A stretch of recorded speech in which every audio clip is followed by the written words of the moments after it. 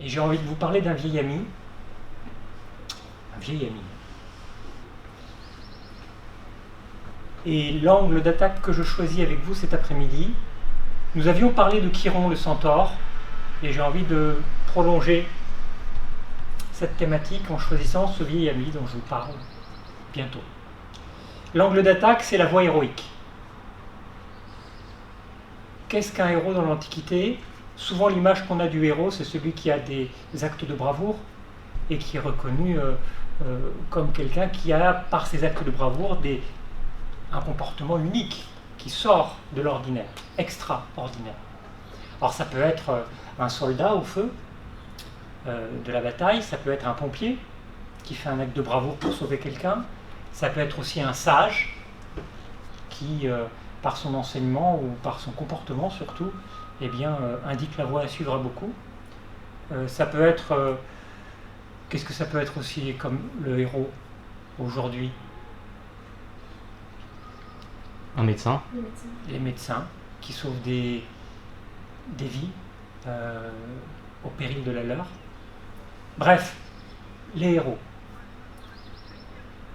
Mais j'aimerais approfondir un peu plus cette notion de héros avec vous à travers des exemples pour montrer que la voie héroïque est une voie de souffrance. Et que souvent, ce sont des gens, en tout cas dans l'Antiquité, pour les exemples que je vais prendre, des gens qui ont choisi cette voie pour fuir autre chose. Et qui, de ce fait, ont des actions qui sortent de l'ordinaire, mais leurs intentions sont mal comprises. Alors on pense à des héros de souffrance comme Sisyphe et son rocher, comme Tantale avec la tentation de la nourriture, les Danaïdes avec le tonneau. Et pour illustrer mon propos, je vais vous montrer un extrait de film où on a, dès les 7 premières minutes de ce film, tout le portrait d'un héros, mais d'un héros malgré lui. Et ça illustre vraiment ce que j'aimerais voir avec vous cet après-midi. Donc vous connaissez tous, je pense, Danse avec les loups, hein, ce long métrage de Kevin Costner, où il est metteur en scène et acteur aussi. Et je vais vous montrer les premières scènes, ça va vous donner l'état d'esprit de notre rencontre. Je vais vous montrer cet extrait pour faire des analogies avec ce vieil ami que j'aimerais vous présenter. Et je vais écrire son nom, son vrai nom. On ne le connaît pas bien, son vrai nom. Il s'appelle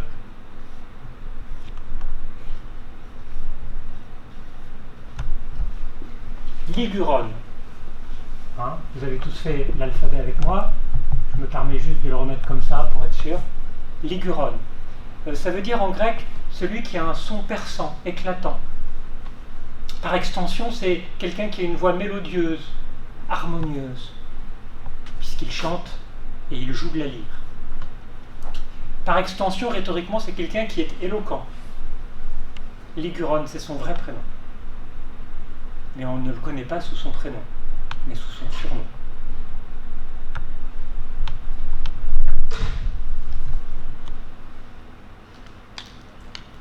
Alors, il a un papa et une maman, on s'en doutait. Son papa, je peux le prendre ici, hein, c'est Pélée, qui vient du grec Pélaios, qui veut dire la boue. La boue parce que c'est une clé de lecture, son papa est mortel. Hein, l'ascendance que vous voyez est une déversion. Il y a plusieurs versions, hein, je vous en fais qu'une aujourd'hui. Et il se trouve que son papa est un homme marqué par l'incarnation terrestre, alors que sa maman, Thétis, c'est une nymphe. Elle est la fille d'Océan, selon certaines versions.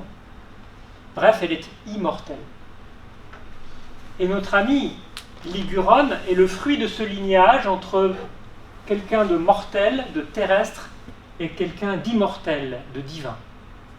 Et c'est ce mélange qui va faire cet enfant Ligurone. Mais voilà. La maman n'est pas très heureuse d'être avec un mortel. Elle se sent, on va dire, elle ne se sent pas honorée d'avoir été d'avoir contracté alliance avec un mortel. Et donc, chaque fois qu'elle a des enfants, Ligurone est le 7e, selon certaines versions, et les 6 premiers, eh bien, pour les décontaminer de toutes parts mortelles qu'il y a en eux, elle va les purifier par le feu pour les décontaminer. Le problème, c'est qu'à chaque fois, ils meurent quand même. Hein, quelle épreuve! Et puis quelle mère, hein?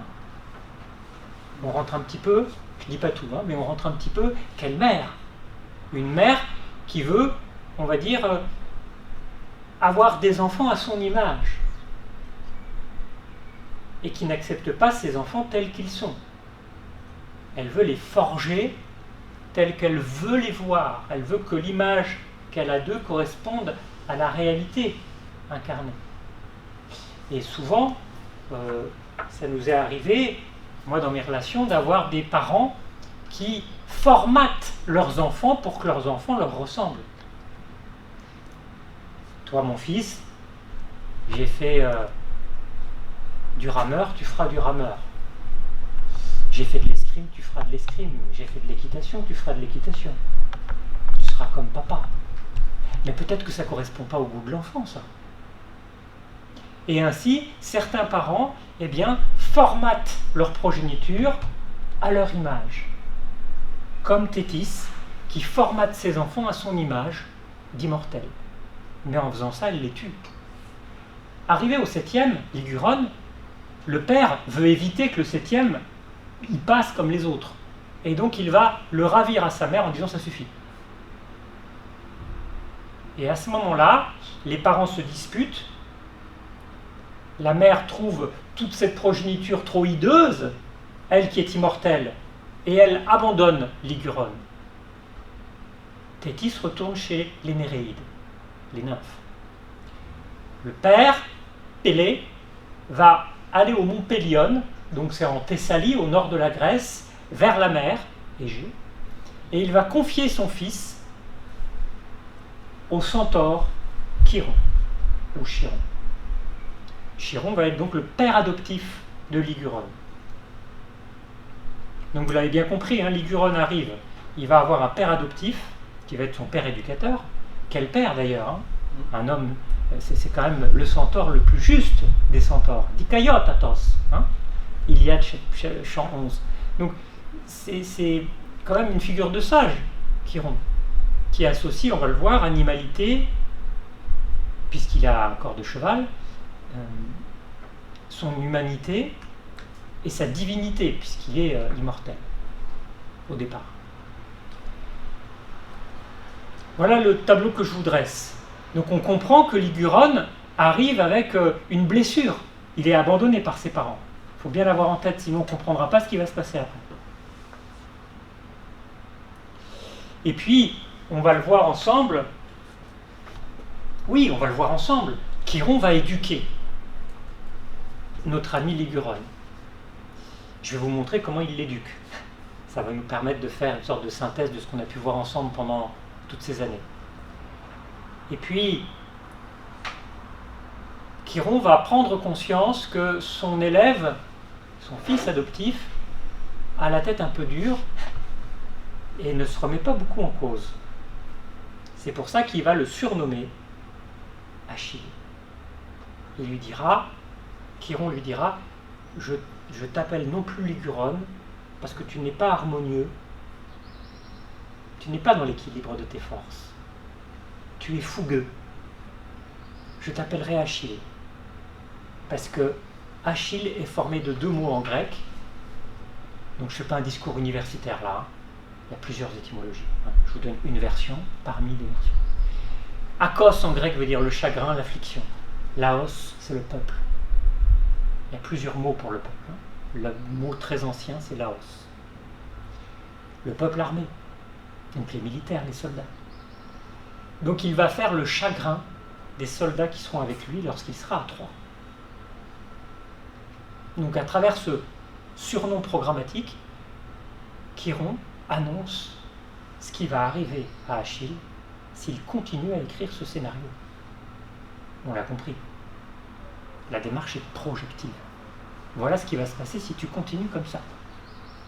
Mais il t'appartient de descendre dans la cave de ton âme et de ne pas continuer comme ça. Mais c'est ta liberté. Que vas-tu en faire ?